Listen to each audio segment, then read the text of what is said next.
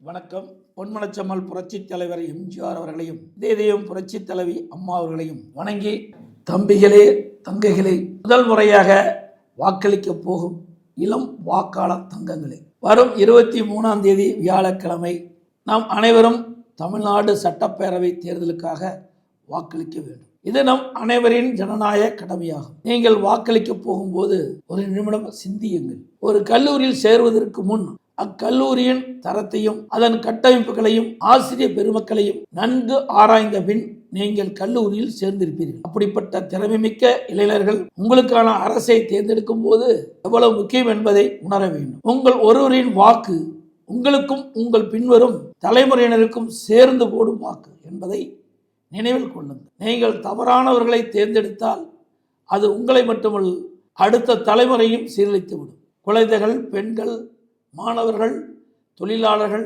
விவசாயிகள், நெசவாளர்கள் என பல்வேறு தரப்பட்ட மக்களின் வாழ்வாதாரம் உங்கள் ஓட்டில் உள்ளது. அனைத்து இந்திய அண்ணா திராவிட முன்னேற்ற கழகத்தை தோற்றுவித்த புரட்சித் தலைவர் எம்ஜிஆர் அவர்கள் இளைய சமுதாயத்தை மனதில் வைத்து ஆரம்ப கல்வியில் சத்துணவை கொண்டு வந்தார். புரட்சித் தலைவர் எம்ஜிஆர் குறைந்த கட்டணத்தில் ஏழை எளிய நடுத்தர மாணவர்கள் கல்வி கற்க வேண்டும் என்ற தனியார் பொறியியல் கல்லூரிகள், பாலிடெக்னிக் கல்லூரிகள், கலை அறிவியல் கல்லூரிகள் தொடங்க அனுமதி கொடுத்தார். அதன் மூலமாக பல்வேறு நாடுகளில் இந்திய அளவிலும் உலக அளவிலும் உயர் பொறுப்பில் தமிழ்நாட்டைச் சேர்ந்தவர்கள் இருக்கின்றார்கள். புரட்சித் தலைவி அம்மா அவர்கள் பள்ளிக்கல்வி, உயர்கல்வி மாணவர்களுக்காக என்று இலவச சைக்கிள் மற்றும் லேப்டாப் கொடுத்து மாணவர்கள் முன்னேற்றத்திற்கு வழிவகுத்தார்.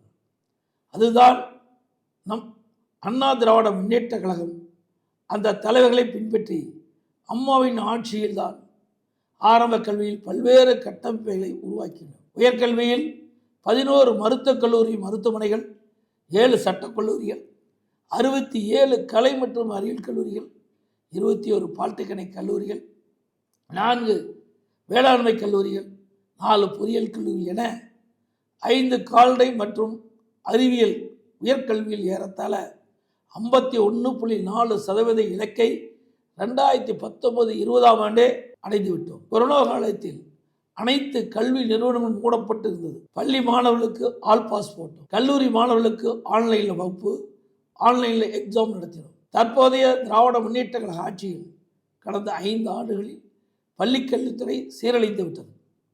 மாணவர்களிடையே போதைப்பொருள் கலாச்சாரம் ஊடுருவி அவர்களின் எதிர்காலம் பாதிக்கப்படும் நிலை உருவாகியுள்ளது. இந்த நேரத்தில் படித்த இளைஞர்களாகிய நீங்கள் 2 கட்சிகளிலும் சீர்தூக்கி பார்த்து அதன்படி உங்களின் எதிர்காலத்தில் சிந்தித்து வாக்களிக்க வேண்டும். திமுகவை விரட்ட வேண்டும் என்ற எண்ணத்தோடு உள்ள நீங்கள் உங்கள் வாக்குகளை வேறு யாருக்கும் போட்டு வீணடிக்காமல் அனைத்து இந்திய அண்ணா திராவிட முன்னேற்ற கழக தலைமையிலான தேசிய ஜனநாயக கூட்டணி கட்சிகள் அதிக வாக்குகளை பெற்று அமோக வெற்றி பெறவும், அனைத்து இந்திய அண்ணா திராவிட முன்னேற்ற கழகம் தனி பெரும்பான்மையோடு வெற்றி பெற்று ஆட்சி அமைக்கவும் எங்களது தேசிய ஜனநாயக கூட்டணி கட்சிகள் சின்னங்களான இரட்டை சின்னம், தாமரை சின்னம், மாம்பழ சின்னம், குக்கர் சின்னம் ஆகிய சின்னங்களில் பெருவாரியான வாக்களித்து வெற்றி பெற செய்யுமாறு அன்புடன் கேட்டுக்கொள்கிறேன்.